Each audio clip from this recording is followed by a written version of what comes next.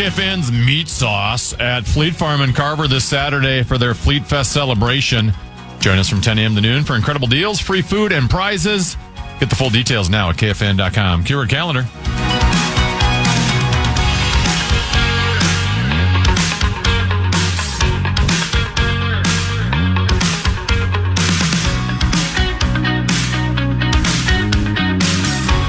Couple 13, 14 past. I'm Comedies 10 to be hour number 1 in the books. And you can find those books at your local library or at Barnes & Noble. Oh, we're having some fun. What a zany show we're having today. It's zany. Hey, time now for 534. Time now for 5 questions. Well, actually 3, but 5 sounds like more than 4. Brought to you by Willow River Company. Question number 1. Time now for an in-depth look at the state of hockey.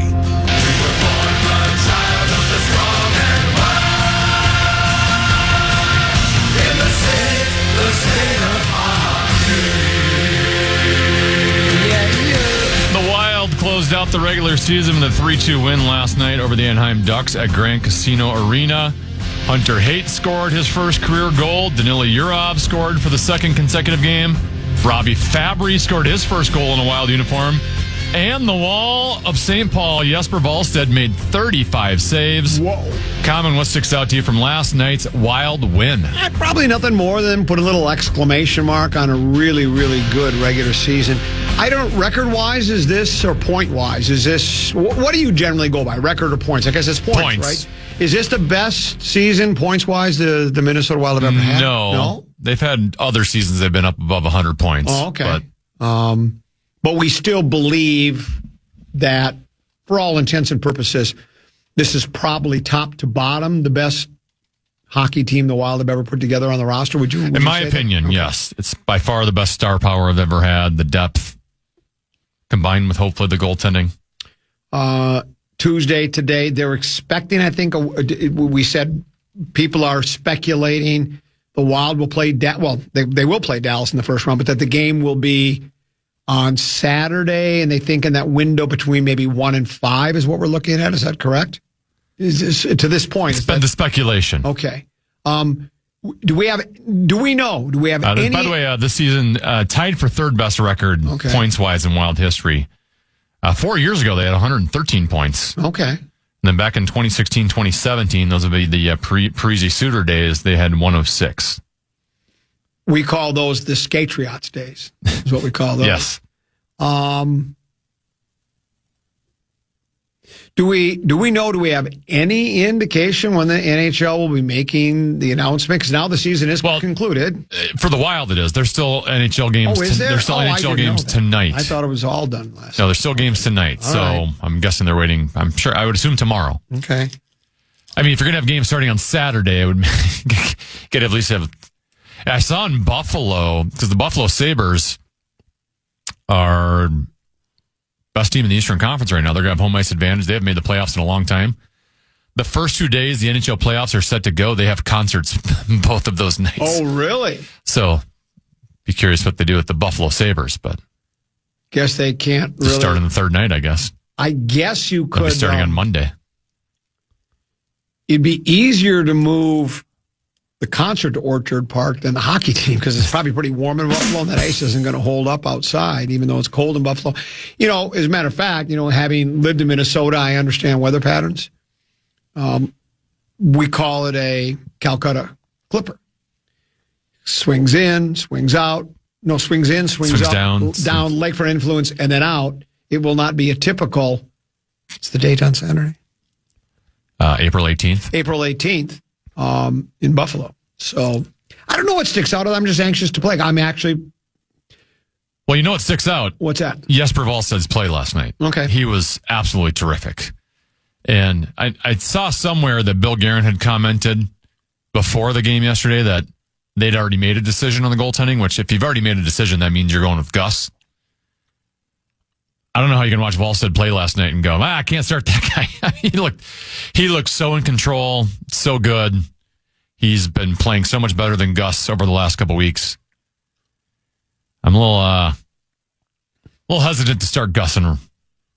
And I'm sure they'll come out and they'll win game one and everyone will be like, oh, see, they knew what they were doing all the time with Gus. But I would lean Volstead.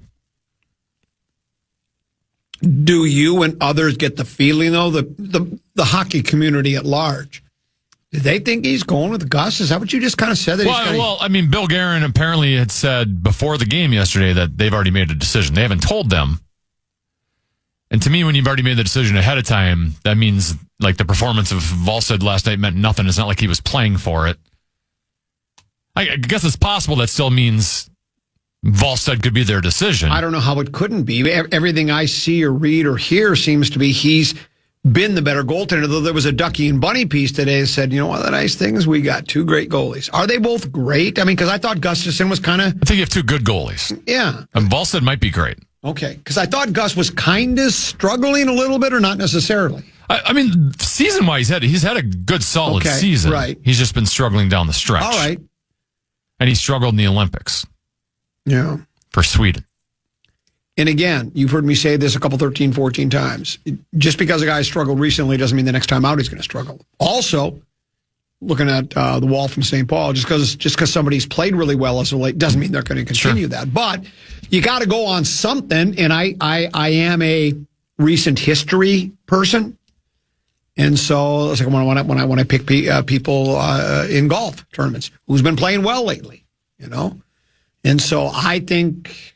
Well, it's not like Volstead was just like some no-name goalie that just happened to get hot for a couple weeks. Like he's had a good season, and at one point he was the highest-rated prospect goalie in the world. I mean, he's had the pedigree to become a number one goalie. So, is that a decision that Guerin makes, that the coach makes, Hines make, or they make in conjunction? I mean, technically, the head coach should be the one making it, but, you know, I'm sure he's consulting with Guerin. I'm sure he's consulting with the goalie coach. I'm sure they talked about it as a group. And I guess at the end of the day, Guerin could just be, he could say, he could be, look, guess who's highest on the totem pole? He could, but he shouldn't do that. But he could. Right. I don't think he should either. But when Flower started, was that coach or GM? That was coach, right? That really liked Flower? I don't remember the situation then. But it was. We had two goals. We had Flowers. This was during COVID. Talbot, yeah. Talbot. And I think that wasn't there a debate then. Who should they play? Talbot there was a debate, yes. And I thought for sure was because Flower had a relationship previously with either the coach or the GM. That's what I thought. I mean, my memory's bad, but I thought it was one of those things because there was a debate, and I think I wanted Flower just because I like the name. I just like saying Flower, La Flower or Power, that kind of a thing. And what did happen there? Do you even remember anymore? Did Flower? Oh, yeah, Flower started, and we lost the series. Yeah, right. Yeah. So then people blame that decision when I don't think it would have mattered. Okay, and so but that's where I guess that's what I'm leading to is the selection of the goaltender. Let's say whether it's Guerin, Hines, or combination. Let's say they go with Gus. And he just gets lit up game one. Yeah. All of a sudden, the fan base and media go, "Wow, how could you not have played the guy that was hot?" Or if you play the guy that was hot, let's say the Wall in St. Paul, and it's like, you know, Humpty Dumpty had a great fall. The Wall in St. Paul has a great fall. Then they go, well, why wouldn't you start the guy that had the most experience? I don't think you can win for losing, is what I'm saying. Win the games and no one will say anything. Well, that's it. Yeah. It's kind of what happened with Guerin at the Olympics. Everyone criticized his choice of roster. If they don't win the gold medal, he would have been blamed, but they won the gold medal, so he just basically said, well, sit. Here's one other thing. The Wild can't start winning until they stop losing. Well, they're not losing, though. That's the problem. They've been winning, so. Can we do a quickie? I've been sitting on this question for 3 days, but we don't have a lot of time anymore. Yeah, we don't care about question number 2. Goal Vikings, let's win this game. You'll hear us yell for more. It's now time to take an in-depth look at the state of the Skull. Gennaro Felice of NFL.com wrote a column titled 2026 NFL Draft Needs, the one goal each NFC team must nail. And for the Vikings, he wrote, Vikings' biggest draft goal, try again at defensive tackle. He says last offseason, Minnesota revamped its defensive interior by handing out lucrative multi-year deals to Jonathan Allen and Javon Hargrave. But the remodel didn't take as neither D lineman remains on the roster. On the plus side, the Vikings did get a breakout season from Jalen Redmond, but the DT who went undrafted in 2023 needs some help from this draft class. With 4 picks in the top 100, interim GM Rob Brzezinski should prioritize adding more beef up front to Brian Flores' attacking defense. Common, do you agree that defensive tackle is the one goal that the Vikings must nail? You could make an argument for that, for sure. Absolutely. I think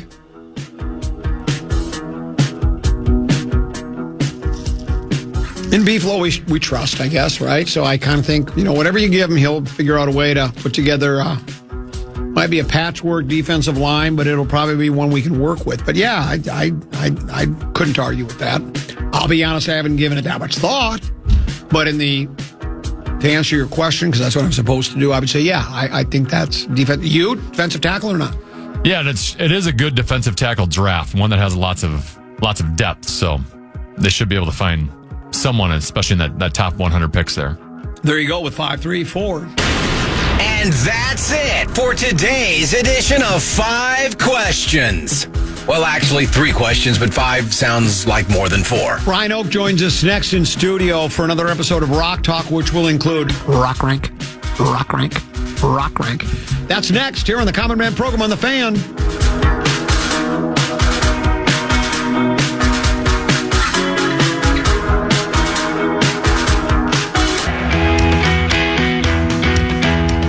Carboni's Pizzeria wants to fuel your Game 1 playoff party this Saturday.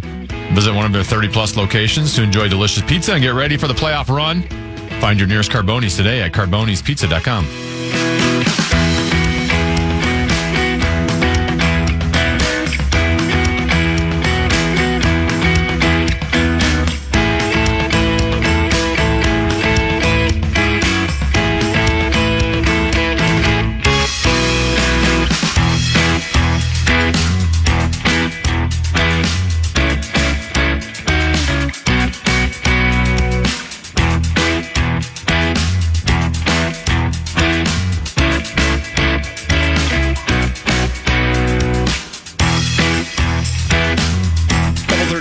Past here on a Wednesday. We call it a Wet Blanket Wednesday.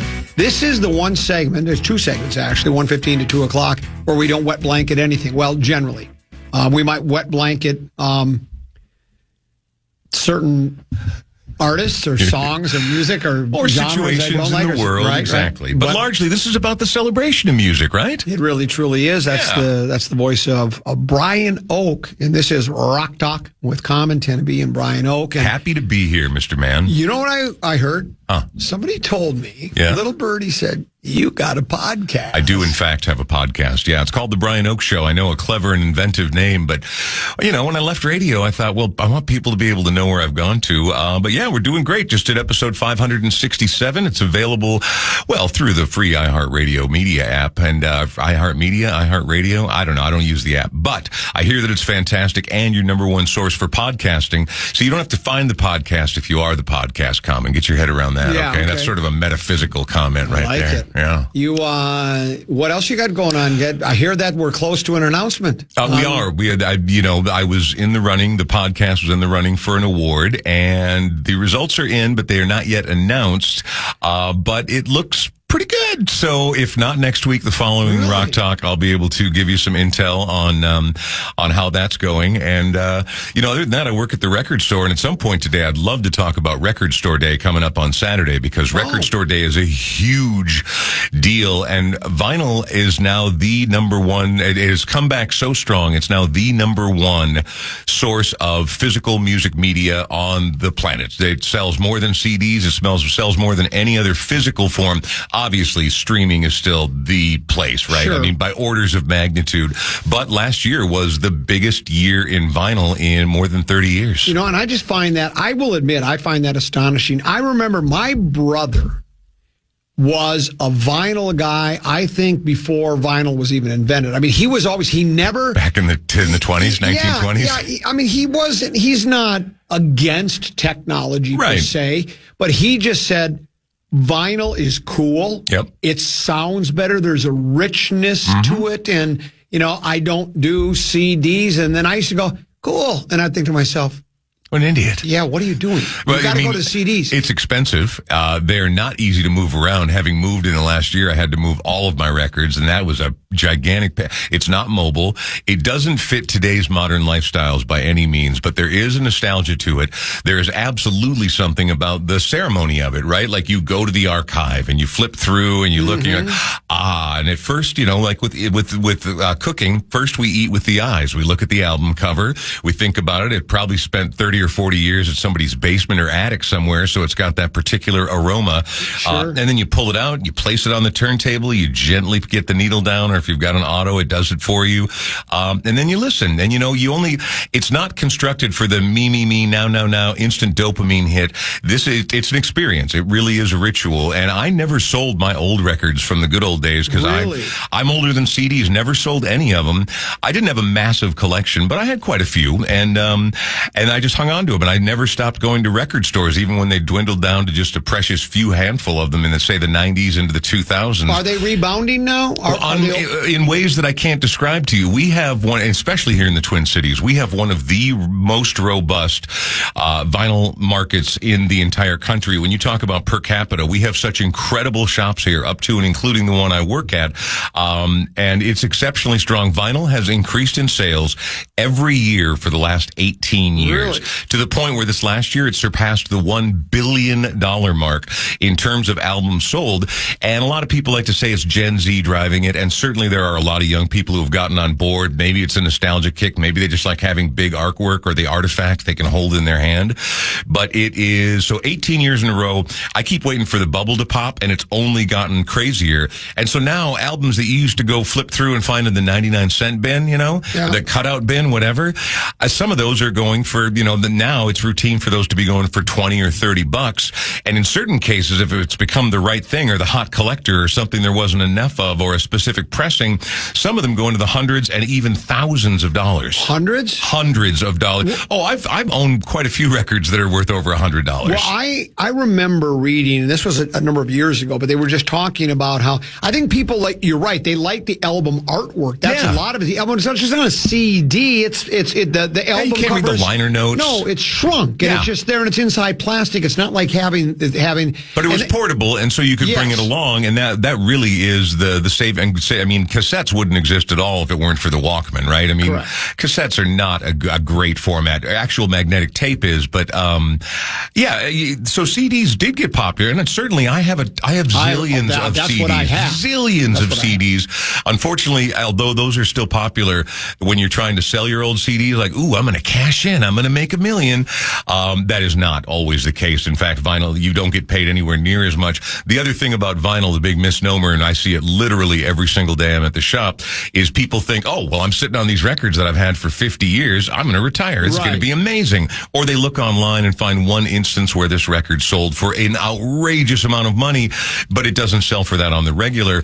And so you also have to have the right records, the right genres, the right artists, the right pressing. And the right condition. Condition is crucial, and that particularly in CDs. If you're ever looking to part with your old CD collection, like, I don't listen to these anymore, I stream everything, whatever, just know that even if it plays beautifully, if it looks all scratchy on the back, someone buying new CDs will not buy them. And so if you're one of those people who took everything out of the shell case and put it up in your little slider up in your visor there, or just threw them on the floor for later and let them get all scratched up, those are essentially worthless. Well, I read this story, this was a number of years ago, that said if you had, for instance, the Rolling Stones album Sticky Fingers, which had the zipper, the fly, and if it was in mint condition, it was worth, I thought they were saying it was worth like 5 figures. Well, you could get that kind of money for it. It can be, but it has to be so pristine at that point, and it would have to also be the right pressing. It would have to absolutely be a first edition. Okay. Because the zipper cover is rare. The Rolling Stones also have another cover that's not quite as rare, which was their Some Girls cover that had the inserts that had all the faces in the cutouts. Okay. And in one of them, they used Lucille Ball. Her estate sued, and they had to take that out.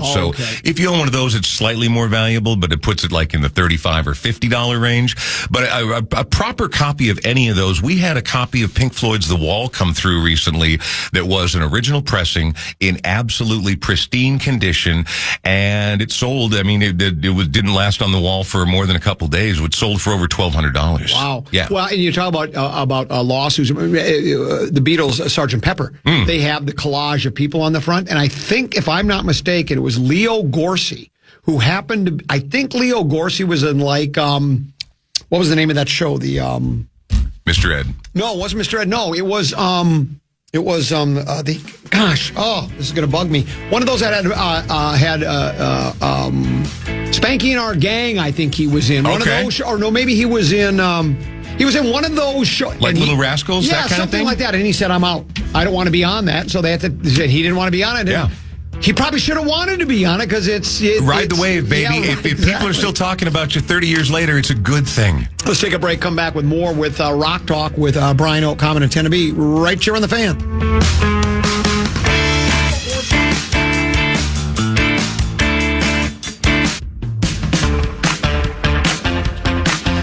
One night, one stage, one epic band. My Chemical Romance at Target Field, August 24th. Grab your tickets before they're gone. Get all the details today at KFAN.com. Keyword calendar.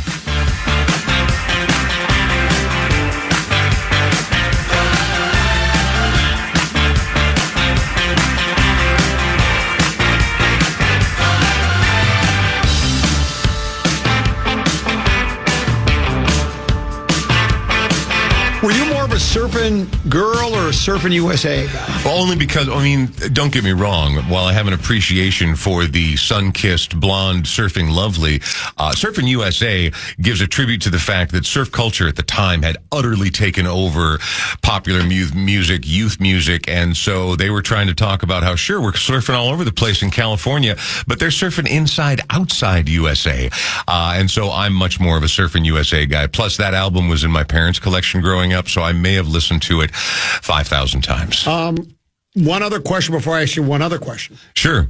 The other question is Journey, Foreigner. Journey, Foreigner. Which one do you like best? Who would you pick?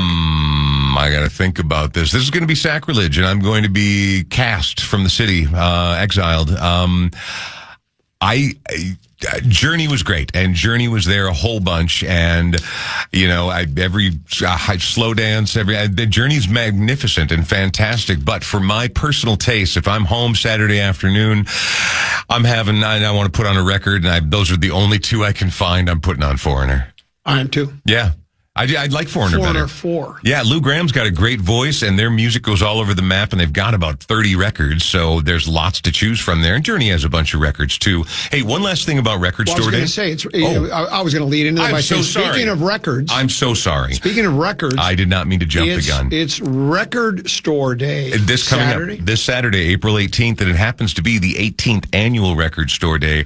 So as vinyl was starting to make a bit of a comeback, and people were starting to realize, maybe there's a lot more here, because vinyl record stores never went away, and there have always been enthusiasts, but it started to pick back up again in the early 2000s. And then this organization came together that said, we should make this a special event and something that specifically supports these independent record stores, these mom and pop shops who don't have big margins, who, are kind of carrying the torch. And so what's happened over the years, it's evolved. Every Record Store Day, there's a list that comes out, the RSD list, and you can get that at recordstoreday.com. And it is a list of either exclusive releases, very early pre-releases, or limited edition one-of-a-kind things. Not one-of-a-kind, but very limited edition releases that come out specifically on that day and only in the stores. And there's only so many of them to go around. So say they only press up 2,000 of this special, cool, old-school Bowie bootleg. Everybody wants it. Obviously, not everyone's going to get it. So that leads to the sort of thing where there have been years, depending on what's on the list, I've seen people in line as far as 2 blocks down waiting to get into the store. And when you're that far down the line, I think you're just hoping to get what you can get, because the people who really, their heart will be broken if they don't get their thing. They get there early. They bring a camping chair. If it's cold, they bring a blanket. They bring their refreshments. They bring their snacks. What do they think? It's a Power Trip morning show Exactly. Boom. There we go. It's, but people are into it, and there's a lot of stuff. And the thing is, as a store, we'll order a bunch of it, but you only get so much. They got to spread it out to everybody. everybody. And so sometimes we only get 2 of them, and they're snapped up by the first 2 people that walk through the door. But it's always a big event. A lot of people come out to record stores who otherwise don't go, and a lot of people make the circuit. They'll try this store, didn't find what they're looking for there. Well, let's go over there, and they'll make a day out of it. And it's been very, very good for the culture. Like I said, 18 years in a row, straight growth for vinyl, now up over $1 billion again for the first time in a really long time. And still the number 1 form of physical musical media, which again, I'm with you. It's confounding. I can't believe that it's come back as strong and as big as it has. Since I've always been a fan, it's fun to watch, but it's also driven up the price on some things I used to be able to score pretty cheaply. I've talked about this a couple of times recently here on the air. And maybe we talked about it during Rock Talk. I inherited from my father-in-law, my mother-in-law, the big Magnabox, like an ice chest thing and the albums. I listened to one the other day, and it was like, they would do like the Elvis Presley and Conway Twitty and Connie Francis and all that. And I threw some of that stuff on where they had country's biggest hits. And they were all from the same year and stuff. And it was just one after another. It was fun. But you know what? It never really does happen. What? It goes, I fell into. I'm thinking, this is what hit Johnny on the back there and get him to spit it up. But what happens is the needle gets stuck sometimes. Just kind of cool. But it is cool. But also, this speaks to taking good care of it. Correct. And also, everyone's done it that's ever had a turntable. You give a little pop on the side so you don't have to go in and lift it. But that's not a pro move. All that does is damage both the record when it jumps and also damages the needle. And needle technology has come a long, long way, and it makes a huge difference in terms of sound reproduction. And so, those consoles are very cool and very much of an era, but they are not the greatest fidelity in the world. But that's what's great is watching people buy music from the, teenagers literally coming in to gentlemen well older than you and I who are coming in living the old days. The reason people buy records is as varied as there are records. Sometimes people, this is a cool guy, I want to have it even if I'm only going to listen to it twice, or I only will get certain pressings, or it's got to be the cleanest copy ever. Some people are real audiophiles like that. And some people are doing it simply to flip. There's a ton of people out there who they go to record store day knowing these are exclusives, get in line, buy the items, and then immediately turn around and sell them online. And we've got flippers coming through the store all the time where they're looking for a deal. They think they can charge more for it online or whatever their source of sale is. And so, people are into it for different reasons. And we've had people coming. I know somebody who tricked out one of their consoles and put a real proper turntable and tone arm and needle in there and actually upgraded the speakers. So it looks like an old console with the fuzzy carpet speakers. I like the old sound. And look, I like high fidelity sound as much as anybody, but there's something about it's a 60. My father-in-law still had the receipt inside of course he did. It was like $264 for it. And that's a lot of money back then. But you had a home hi-fi all of a sudden, and I do like that old school sound too, and I have a ton of old records. And the reason I'm not afraid of a 99-cent bin or an album that's seen a few revolutions, what's the phrase? Life has surface noise. I don't mind a little snap, crackle, and pop in there as long as it doesn't take away from the song. And if it's a little fuzzy, a little rough around the edges, that actually kind of adds to the charm in certain situations. Speaking of records that skip, this was back in my days, my radio days, working at KMER, K95 in Kemmer, Wyoming. It's a Saturday. I'm the PD, and I'm at the office. I'm always at the office, right? When you're the PD in a small market, you're always at the office. I'm in the basement. The studio's upstairs, and the jock that's on the air comes down, and we're sitting there talking, right? All of a sudden, I see the phone ringing, studio one. So I pick it up, and I go, the K95 goes, hey, did you know your record's skipping right now? I go, oh, thanks, appreciate it. I go, you might want to go check that. So we're down there talking, the record's going. Of course you are. I fell into, just going over and over. Now, back in my Haight-Ashbury days, let me ask you if you did the same thing. Sure.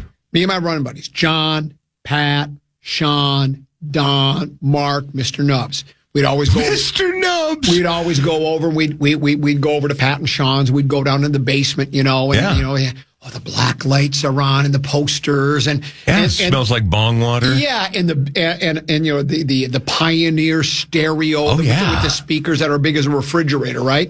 And then you would take turns picking albums. Did you do the same thing? And absolutely. Then, as you're flipping it through, did each guy in the group seem to have their go-to albums they like? For me, I was the prog rock guy. I'd take out Yes, Close to the Edge, or Fragile, or Dark Side of the Moon, or Thick as a Brick, right. or or Aqualung, or one of my favorites, brain salad surgery. Little Emerson, Lake and Palmer? Brain salad. Carnival number 9 Exactly. runs like about 30 minutes, you know? No, it was so... That was half the fun of doing it, because you'd go in there and then you'd wonder what your buddy's going to get. You kind of knew what he was going, but you'd pick out an album, you'd listen to it, and then somebody else would get their turn. It was fun. One of my lifelong buddies, Tony, we've literally spent I've known him since I was 10 years old, so we've spent nearly 50 years doing that with each other from the time we were teenagers. I met him when I was 10 years old. From the time that we were pre-teenagers, we were always sharing music, and I'd bring records over to his house. He'd bring records over to my house, and it was this great way of learning and growing, plus a fun thing to do. I wasn't a party kid, so I spent a lot of time at home doing reasonable things, but music was early on one of my loves, and records, that was the only way to get it other than the radio. So you were hearing all this stuff you'd never hear anywhere else. So we did that all the time. And in fact, I know a bunch of people who still do record listening groups where they get together and they won't inflict a whole album on somebody. Okay. But instead of just a bunch of kids sitting around or young people sitting around, they all kind of sit there and look at each other like, oh, what do they think of my song? What do they think of my song? Right. And that's not a comfortable, fun way to do it. It's supposed to be mellower than that. But yeah, like if people would come over to my place, have at the records. Go ahead. Pick. I don't have any records in there that I hate, so pick something out and play it, and we'll listen to what you want to listen to. Well, I used to terrorize Deuce. I'd wait for him to come down from upstairs from sleeping, right? And I'd have queued up on the Harman Kardon speaker through the Bluetooth. I'd have like Low Spark, a High Heel Boys, because he likes the Hendrix and the Doors and a lot of stuff, but he's not a big fan of Low Spark or High Heel Boys, which is one of my favorite songs of all time. Not a big Traffic guy. Oh, and the song is so good. It's great. And all of a sudden, he'd come walking down the stairs, just barely getting him out of his head. Dun, dun, dun, dun. Then he'd roll his eyes and goes, no, not that again. It was so much fun. Hey, you know what I think we're about? It's time for? You know what it's time for? Is it time? It's time. Rock Rank. Rock Rank. Rock Rank. Rock Rank. Rock Rank. Rock Rank.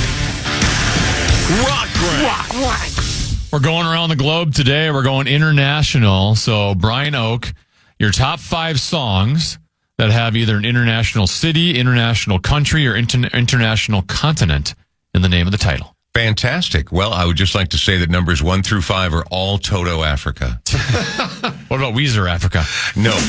And again, I'm still mad at Weezer, not only for sort of adding to the repopularity of that song, but also just doing a note-for-note exact duplicate. Like, they didn't change anything, and I didn't like it the first time, didn't like it the second time. No, that does not appear. I liked it both times. Anywhere on the list, and you're not alone, obviously. It was hugely popular. It's always been one of my favorites. I don't know what it is. It's the melody. It's the thing. You just like the notion of blessing the rains down in Africa? I know you made fun of that lyric, but that's like, what's that?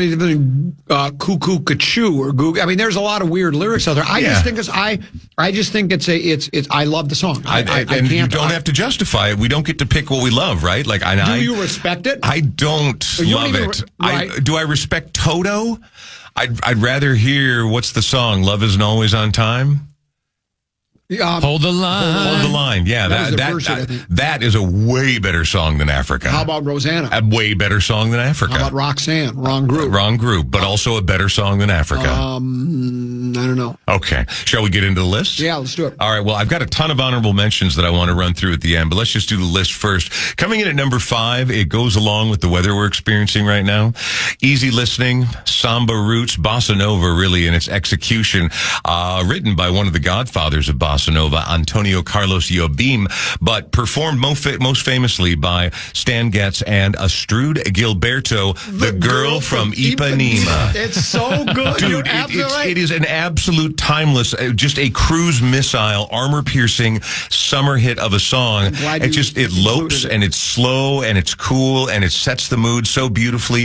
It's long and tall and tan and lovely. The girl from Ipanema goes walking, and when she's walking, everyone she walks by goes, ah. It's just a beautiful song. So that's my number 5. Very good. Number 4? Yes. Number 4 is a Swedish quartet that took the world by storm when they won the Eurovision Song Contest back in the very early 1970s.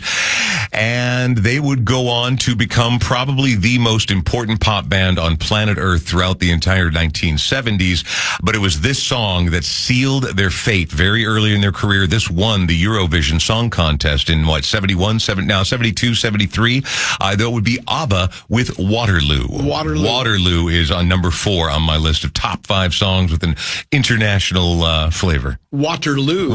It's a great song. It's a good song. It's a love song, but they're using the metaphor of Napoleon meeting his Waterloo as how she's helpless in the face of this love and she already surrendered. How can I choose? It feels like I win when I lose. Waterloo. Very good. Number 3. Number 3. This one is a lot of Americans' introduction to punk rock, or to what was perceived as punk rock, sort of agitating against the establishment, fighting for your rights, knowing what's real.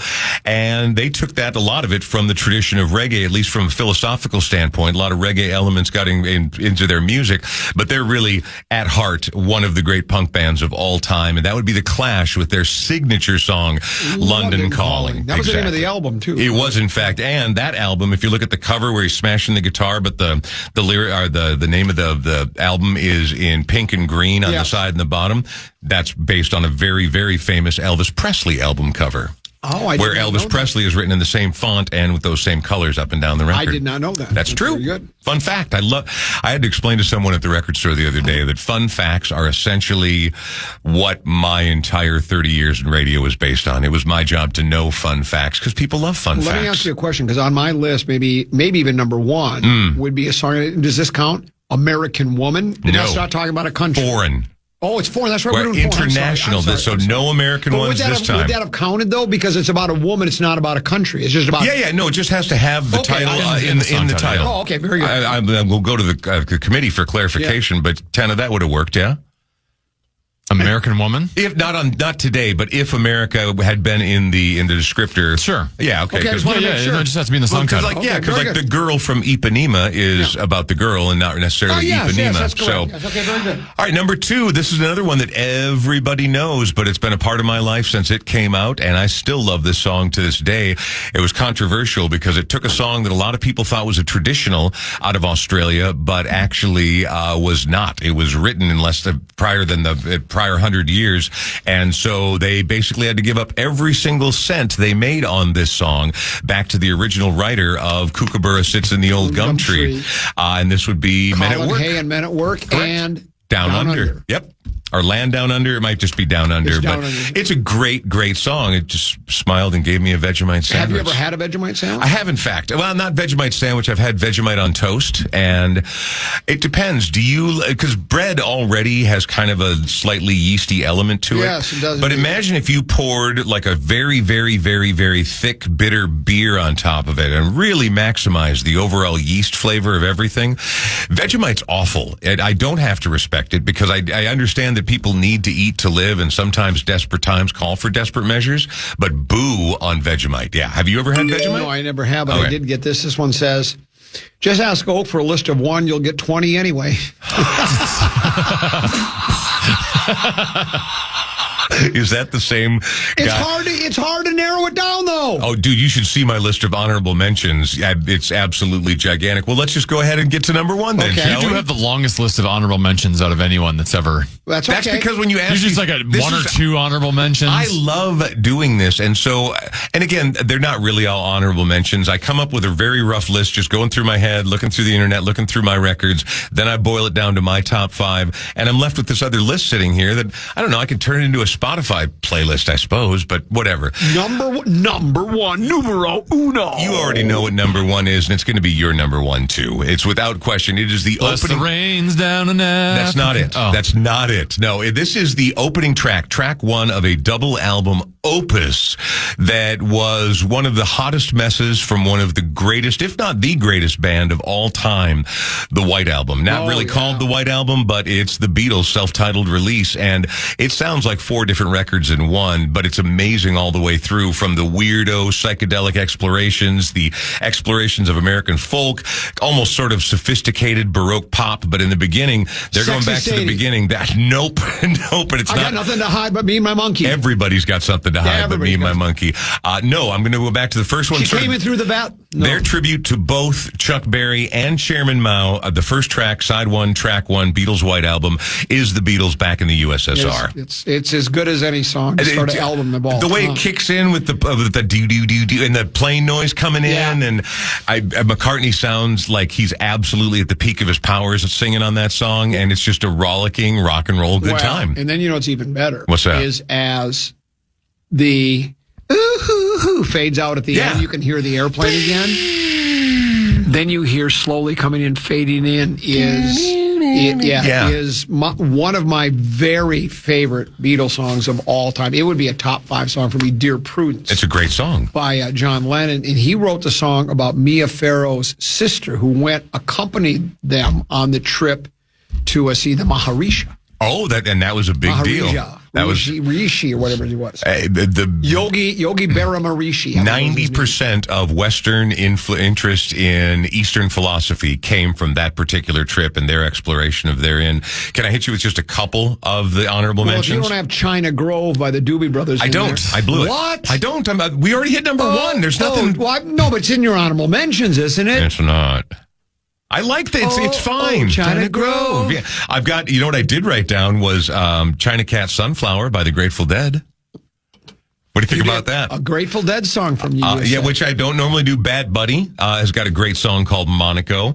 They Might Be Giants. Istanbul, Not Constantinople is a big one. That was originally by the Four Lads way back in the day. Trying to find some other. Sex Pistols, Anarchy in the UK. That's about as big as it gets. Your favorite, Beach Boys, Kokomo. Van Halen, Panama. Clash also have a song called Spanish Bombs. David Bowie, China Girl. Bob Seger's Catmandu, also kind of a throwback to the earliest days of rock and roll. And that's about all I got. And Toto, Africa. And Toto, it is actually on my list here. What about I Once Knew a Girl, or should I say... No, Norwegian Wood. That's great. That's ideal, and I did not add that to the list, unfortunately. I'm really disappointed in you. It's a pretty good list. No, it is a good list. You know what? There are notable omissions, to be certain. Remember when we did Cities and States? Yeah. You know which one I totally forgot about might be my favorite of all time? What's that? Indiana Wants Me. Lord, I Can't Go Back. You're familiar with the song, right? I think. Glenn Campbell? No. Indiana Wants Me was by One Hit Wonder. And it was about a guy the cops are after him. Right. And at the very end, it's the most cheesiest end to a song you'll ever hear, where all of a sudden he's going, Indiana wants me. Lord, I can't go back there. I wish I had you to talk to, because he can't get back to his gun. At the very end, they have sirens, and he goes, this is the police. Give yourself up. See, I don't know if I know that song. I got to go. I'll go find it. At the very end, it's so bad because it's got this is the police. Give yourself up. You are surrounded. Indiana wants me. Wait, the state of Indiana wants me. I will absolutely check it out. And if people this weekend are going to Record Store Day, and if they want to talk to me about my overly long list, I'm actually DJing from 10 to 2 at Mill City Sound on Saturday for Record Store Day. So I will be in charge of the hot jams. And it's a big celebration. If you've never been to one before, maybe go a little later in the day once it's died down. But if you know how to go, you should go. If I throw you like a $5 bill, will you play Toto Africa there? If you also bring a copy of Toto's Africa. Okay. It sounds like you're going to be spinning hot stacks of wax from the top of the rack. That's exactly what I'm going to be doing for 4 hours nonstop, Sweet. No breaks, all through Record Store Day. It's going to be a huge day. And there'll be more details available on my podcast as well. And, by the way, quickly, podcast? Yeah, podcast. The Brian Oak Show, available wherever you get your podcasts, but specifically through the iHeartRadio app. See you next Wednesday. See you then. That's Rock Talk. We'll take a break, come back. Rosen's next here on The Fan.